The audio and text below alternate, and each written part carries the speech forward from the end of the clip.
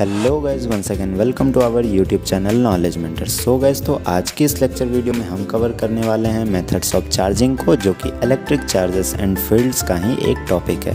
Friends, ये video इस chapter series की 4th वीडियो है। So for better understanding experience make sure you watch the previous videos, the link is in the description below. साथ ही साथ अगर आपने हमारे चैनल को अब तक सब्सक्राइब नहीं किया है तो ज़रूर कर लें। तो चलिए हम वीडियो की ओर आगे बढ़ते हैं। फ्रेंड्स, हमारा ये जो टॉपिक है मेथड्स ऑफ चार्जिंग, इसके सब टॉपिक्स हैं हमारे फ्रिक्शन, कंडक्शन और इंडक्शन, जिन्हें हम एक एक करके समझने वाले हैं।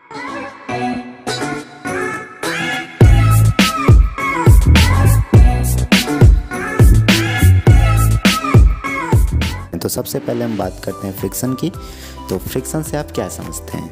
फ्रिक्शन हम अपने जूनियर क्लासेस से पढ़ते आ रहे हैं कि जब भी किसी दो बॉडी के बीच में एक दूसरे के अगेंस्ट रबिंग होती है, दैट इज़ कॉल्ड फ्रिक्शन।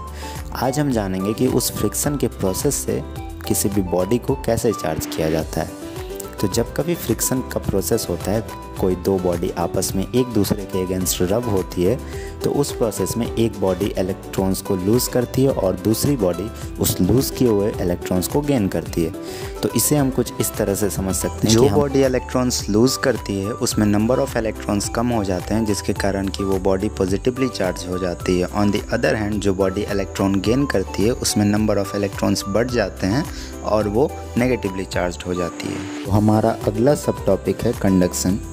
तो इसका स्टेटमेंट कुछ इस तरह से है कि conduction is the process in which a conducting body is brought in contact with a charged body and the extra charge on the charged body will distribute in between them. तो कहने का मतलब है कि जब हम इस प्रोसेस के दौरान किसी न्यूट्रल कंडक्टिंग बॉडी के पास एक चार्ज्ड बॉडी को लेकर आते हैं, तो क्या होता है कि उस चार्ज्ड बॉडी के जो एक्स्ट्रा चार्जेस हैं वो हमारे इस न्यूट्रल बॉडी में और चार्ज्ड बॉडी में इक्वली डिस्ट्रीब्यूट हो जाते हैं।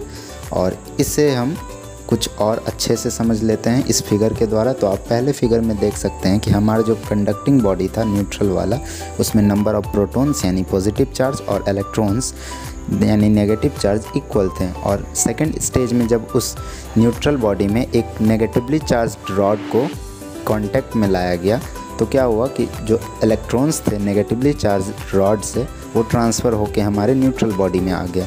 और फाइनली थर्ड स्टेज में नंबर ऑफ़ इलेक्ट्रॉन्स इंक्रीज़ कर गया नंबर ऑफ़ प्रोटॉन्स से, जिसके कारण कि एज रिज़ल्ट हमारा जो न्यूट्रल बॉडी था वो अब एक नेगेटिवली चार्ज्ड बॉडी हो गया। तो होप सो आपको ये भी टॉपिक समझ में आई होगी। आगे हम बढ़ते हैं, तो हमारा टॉपिक है इंडक्शन। तो अगला जो हमारा टॉपिक है दैट इज़ इंडक्शन। इसे हम बहुत ही रिफाइंड वे में समझने वाले हैं। तो सबसे पहले हम एक नज़र डालते हैं इसके मीनिंग की ओर। तो इंडक्शन का मतलब होता है किसी भी चार्ज बॉडी के कारण किसी न्यूट्रल बॉडी पे चार्ज का डेवलप होना, या फिर हम कह सकते हैं चार्ज का इंड्यूस होना। तो यही हमारा इंडक्शन का एक हम कह सकते हैं कि रफली एक आइडिया है इंडक्शन का। तो अब चलिए इसके स्टेटमेंट की ओर देखते हैं। तो when a neutral body is to be brought near a charge body, opposite nature of charge on the neutral body will be induced. यहाँ ब्रैकेट में देख सकते हैं opposite to the charge body, यानी कि अगर हम किसी न्यूट्रल बॉडी के पास एक चार्ज बॉडी लाते हैं तो क्या होगा कि उस चार्ज बॉडी के कारण उस न्यूट्रल बॉडी पे हमारा कुछ चार्ज जनरेट होगा। और वो चार्ज कैसा होगा? तो वो चार्ज अपोजिट नेचर का होगा। किसके अपोजिट नेचर का? तो जिस चार्ज बॉडी को हम लाए हैं उसके अपोजिट नेचर का चार्ज इंड्यूस होगा। और यही हमारा है इंडक्शन। यहाँ आप देख सकते हैं एक वर्ड यूज़ किया गया, that is near a charge body.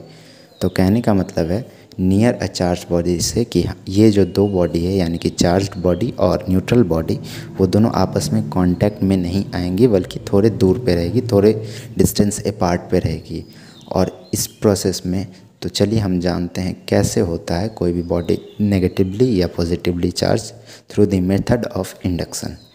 सबसे पहले अगर हम बात करें किसी भी बॉडी के पॉजिटिवली चार्ज्ड होने का, तो उस प्रोसेस में क्या होता है कि एक न्यूट्रल बॉडी होता है हमारा, जिसमें कि हम जानते हैं नंबर ऑफ़ प्रोटॉन्स और नंबर ऑफ़ इलेक्ट्रॉन्स इक्वल होते हैं। और उस न्यूट्रल बॉडी के पास जब किसी नेगेटिवली चार्ज बॉडी को लाया जाता है, तो नेगेटिवली चार्ज बॉडी के जो इलेक्ट्रॉन्स होते हैं वो क्या करते हैं कि न्यूट्रल बॉडी के प्रोटॉन्स को अपनी ओर अट्रैक्ट करते हैं।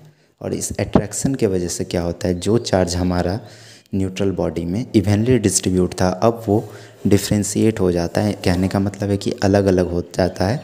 एक साइड हमारा जिस साइड नेगेटिवली चार्ज बॉडी रहता है उस साइड सारा का सारा प्रोटॉन हमारा जमा हो जाता है और दूसरे साइड में हमारा सारा इलेक्ट्रॉन्स आ जाता है रिपेल होके उस नेगेटिवली चार्ज बॉडी से। अब हमारे यहाँ एक इंटरेस्टिंग मेथड ये होता है इन प्रोसेस ऑफ चार्जिंग कि हम उस डिफ्रेंशिएट जो हो जाता है यानी कि अलग अलग हो जाता है उसी स्टेज में उस न्यूट्रल बॉडी में एक अर्थ वायर को ऐड कर देते हैं। तो इससे क्या होता है, जो भी इलेक्ट्रॉन्स थे हमारे न्यूट्रल बॉडी में वो सारे के सारे इलेक्ट्रॉन्स हमारे अर्थ में चले जाते हैं, जिससे कि बस बच जाता है हमारे न्यूट्रल बॉडी पे सिर्फ प्रोटॉन्स, जिसके वजह से हमारा जो बॉडी है अब वो एक पॉजिटिवली चार्ज बॉडी हो जाता है। होप सो आपको ये टॉपिक अच्छे से समझ में आई होगी। अब चलिए बढ़ते हैं इसके दूसरे केस की ओर, जहाँ एक neutral body negatively charge body हो जाती है। सो गाइस, तो इस केस में हमारी न्यूट्रल बॉडी अब एक नेगेटिवली चार्ज बॉडी बनने वाली है। The process will be almost same. तो आइए देखते हैं ये कैसे होने वाला है। सबसे पहले न्यूट्रल बॉडी के पास एक पॉजिटिवली चार्ज बॉडी लाई जाएगी, जिसके जो प्रोटॉन्स होंगे वो हमारे न्यूट्रल बॉडी के इलेक्ट्रॉन्स को अपनी ओर अट्रैक्ट करेंगे, जिसके कारण हमारे जो न्यूट्रल बॉडी के प्रोटॉन्स और इलेक्ट्रॉन्स इवनली डिस्ट्रीब्यूटेड थे इंटायर बॉडी में, अब वो इवनली डिस्ट्रीब्यूटेड ना होकर अब सरफेस पे आ जाएंगे और जो इलेक्ट्रॉन्स होंगे वो पॉजिटिव चार्ज के साइड चले जाएंगे, पॉजिटिवली चार्ज बॉडी के साइड चले जाएंगे। On the other hand protons हमारे उसके अपोजिट साइड में चले जाएंगे। तो अब यहाँ अर्थिंग वायर के थ्रू हमारे जो न्यूट्रल बॉडी के प्रोटॉन्स थे वो अर्थ से इलेक्ट्रॉन्स को अपनी ओर अट्रैक्ट करेंगे। एज रिज़ल्ट अब हमारे न्यूट्रल बॉडी में नंबर ऑफ़ इलेक्ट्रॉन्स इंक्रीज़ हो जाएंगे एज़ कम्पेयर टू प्रोटॉन्स, जिसके कारण अब हमारे न्यूट्रल बॉडी एक नेगेटिवली चार्ज बॉडी में कन्वर्ट हो जाएगा। तो हमने देखा कि कैसे हम इंडक्शन के थ्रू किसी भी बॉडी को नेगेटिवली या पॉजिटिवली चार्ज कर सकते हैं। होप सो आपको ये टॉपिक भी अच्छे से समझ में आई होगी। अब हम कंडक्शन और इंडक्शन के बीच कुछ डिफरेंस जान लेते हैं, जिससे कि हम कभी कंफ्यूज ना हो कंडक्शन और इंडक्शन के बीच में। तो चलिए, सबसे पहला जो हमारा पैरामीटर्स हम देखने वाले हैं वो है कांटेक्ट, यानी कि कंडक्शन में जो मेथड ऑफ चार्जिंग कंप्लीट होता है उसके लिए कांटेक्ट का होना बहुत ज़रूरी है। जब चार्ज बॉडी और न्यूट्रल बॉडी आपस में कांटेक्ट करते हैं तो जो है सो कंडक्शन का प्रोसेस कंप्लीट होता है। On the other hand induction में ऐसा कुछ भी नहीं है, वहाँ पे सिर्फ अट्रैक्शन से काम हो जाता है, यानी कि चार्ज बॉडी और न्यूट्रल बॉडी एक दूसरे को अट्रैक्ट करते हैं और इस तरह से हमारा वहाँ पे चार्ज हो जाता है। सेकंड पैरामीटर्स है हमारा सेम चार्ज, यानी कि कंडक्शन में जो चार्ज डेवलप होता है हमारे न्यूट्रल बॉडी में वो सेम चार्ज होता है जो हमारा चार्ज बॉडी लाया जाता है। यानी कि अगर हम पॉजिटिवली चार्ज बॉडी को कांटेक्ट में लाते हैं न्यूट्रल बॉडी से तो हमारा जो न्यूट्रल बॉडी है वो पॉजिटिव बन जाएगा। ऑन दी अदर हैंड अगर हम नेगेटिव को लाते हैं तो सिमिलरली हमारा जो न्यूट्रल बॉडी है वो एक नेगेटिवली चार्ज बॉडी बन जाएगा। जहाँ तक हम बात करते हैं कंडक्शन की, तो कंडक्शन में ऐसा बिल्कुल नहीं होता है। वहाँ पे जिस चार्ज को भी हम न्यूट्रल बॉडी के पास लाते हैं उसके अपोजिट चार्ज इंड्यूस होते हैं हमारे न्यूट्रल बॉडी में। अपने एग्जांपल्स में तो देख ही लिया, अभी हमने दो केस जो किए हैं। उसके बाद अब आगे हमारा फ्लो ऑफ इलेक्ट्रॉन्स, यानी कि कंडक्शन में फ्लो ऑफ इलेक्ट्रॉन्स होते हैं और इंडक्शन में ऐसा नहीं होता है, वहाँ पे कोई फ्लो ऑफ इलेक्ट्रॉन्स नहीं होता है चार्ज और न्यूट्रल बॉडी के बीच में। अगला है हमारा चार्ज रिमेंस परमानेंट, यानी कि कंडक्शन के जो चार्ज से जो चार्ज डेवलप होते हैं वो चार्ज उसमें परमानेंट रहते हैं। On the other hand induction में वो टेम्परेरी रहता है। क्यों? क्योंकि इसका भी आंसर ऊपर ही है कि हमारा जो कंडक्शन में चार्ज होता है उसमें फ़्लो होता है इलेक्ट्रॉन्स का, इलेक्ट्रॉन्स ट्रांसफ़र हो जाते हैं, इसलिए चार्ज वो परमानेंट रहता है। और इंडक्शन में फ़्लो नहीं होते हैं, इसलिए इंडक्शन में वो परमानेंट ना होकर टेम्पररी ही रहता है हमारा चार्ज। होप सो आपको ये वीडियो अच्छी लगी होगी इस सीरीज़ की, और आप भी इस पे वैसा ही प्यार दिखाएंगे जैसा कि आपने पिछले वीडियो पे दिखाया था। तो चलिए मिलते हैं अगले टॉपिक की एक नई वीडियो के साथ। Till then keep learning and stay safe.